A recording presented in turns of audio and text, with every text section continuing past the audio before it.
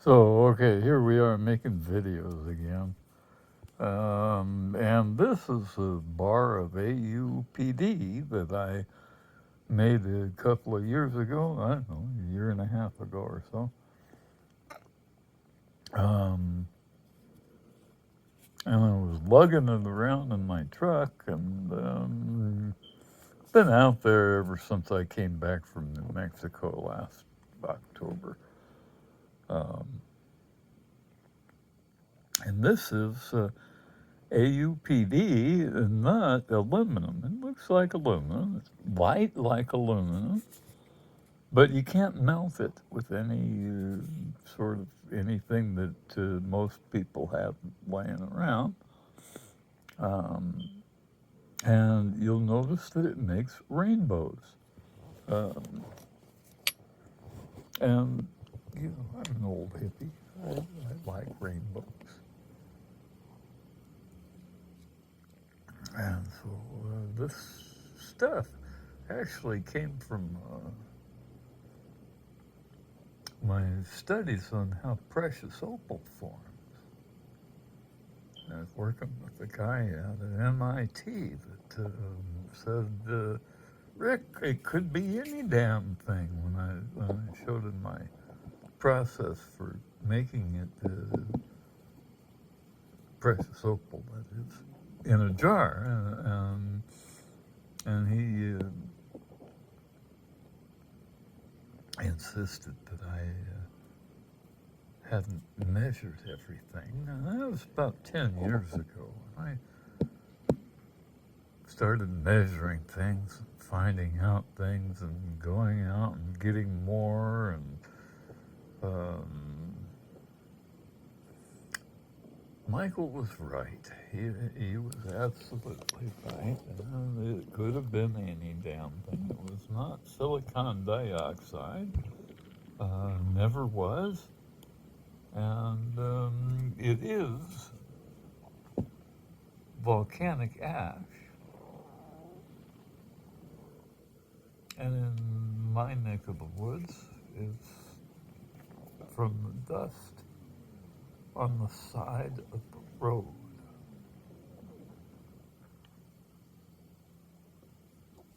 And it makes rainbows because the unit cells of that metal are half the size of a wavelength of visible light, which creates Bragg diffraction.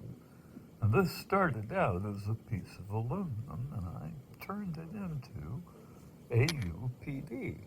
There's enough platinum in it that it made this little guy on the top.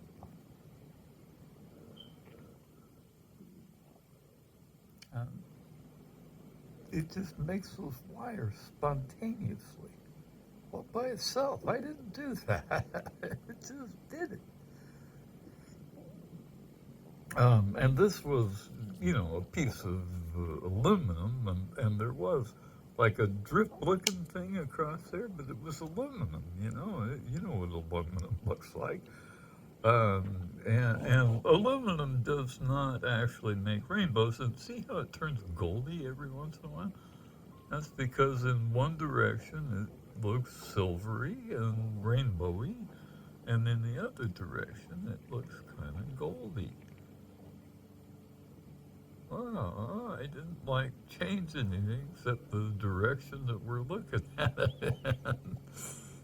So that's AU gold and PD palladium. And it is as light as aluminum and as strong as steel. Some of it I've made is as hard as stainless steel.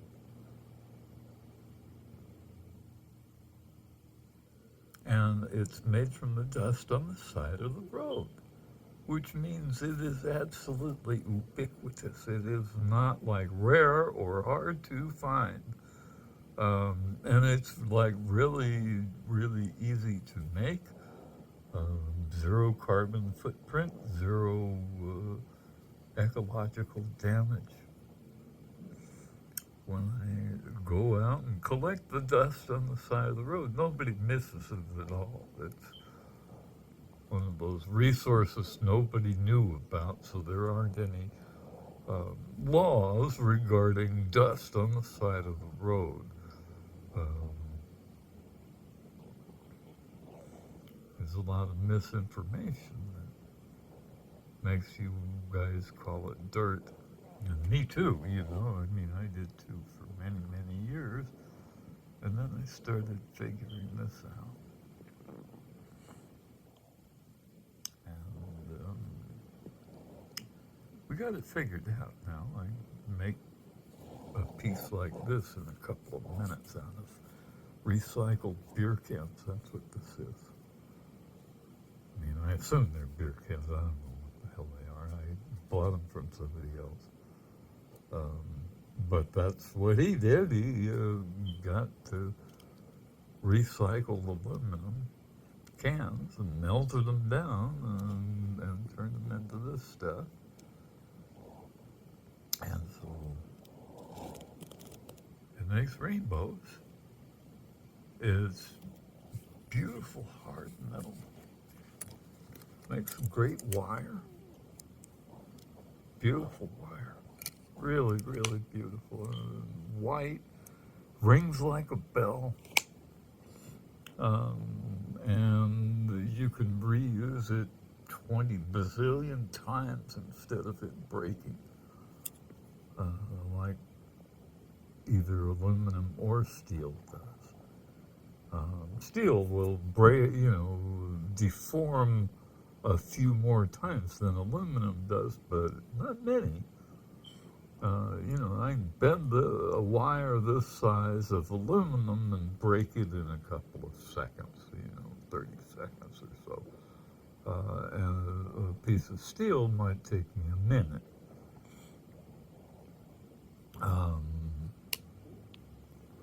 But you can break them easily. This you can't break. It just bends and bends back and bends and bends back and bends and bends back.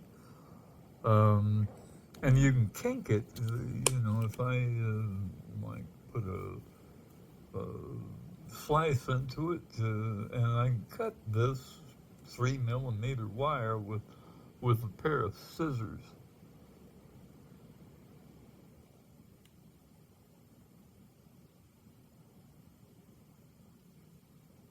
But I have to kind of kink it a little bit, and then it'll break.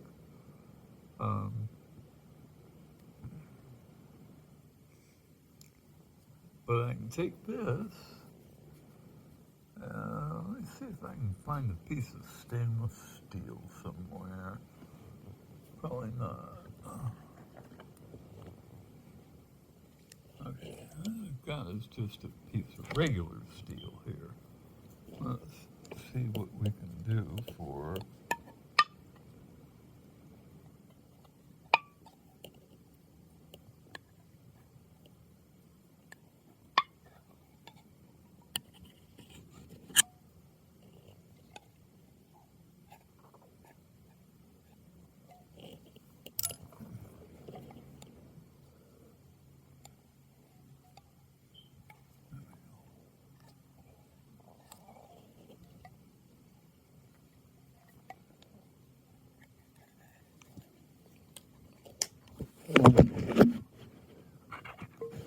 There we go. Okay.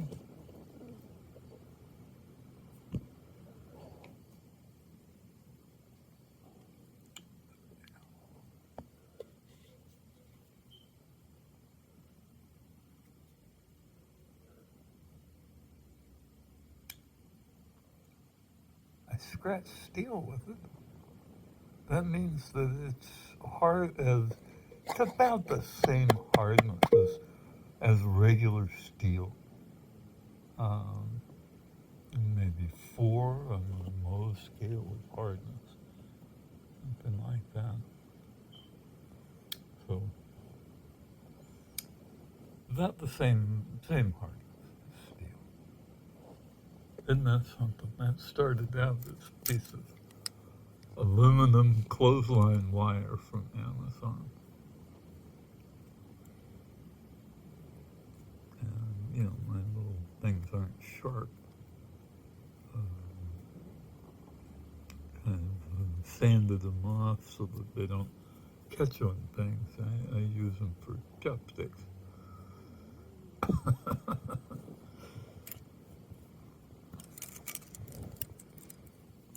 Very handy.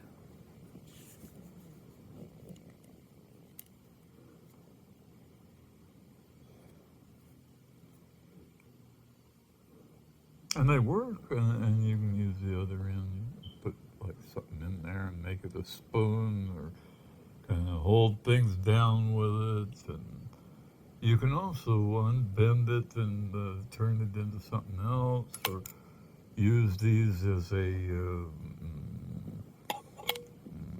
like connector. To hold two pieces of pipe together or something. You kind of wrap it around the pipes and then cinch it up and bend it, and it's good for a long time, forever, never, because it's precious metal. It doesn't wear out, and it doesn't. It is slightly radioactive, though. You can see that in the.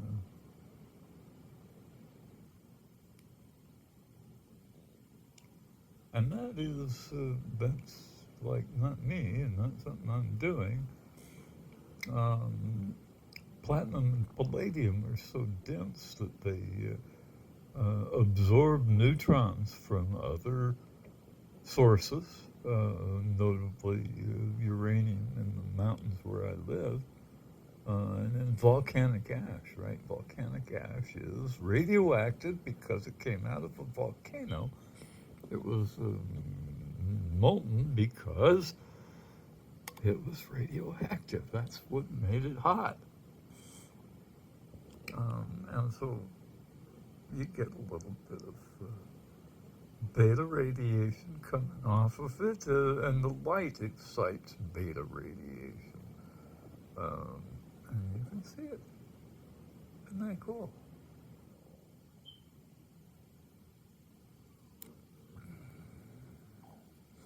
So it's not like harmful. It's about as harmful as old-fashioned television sets, but not quite.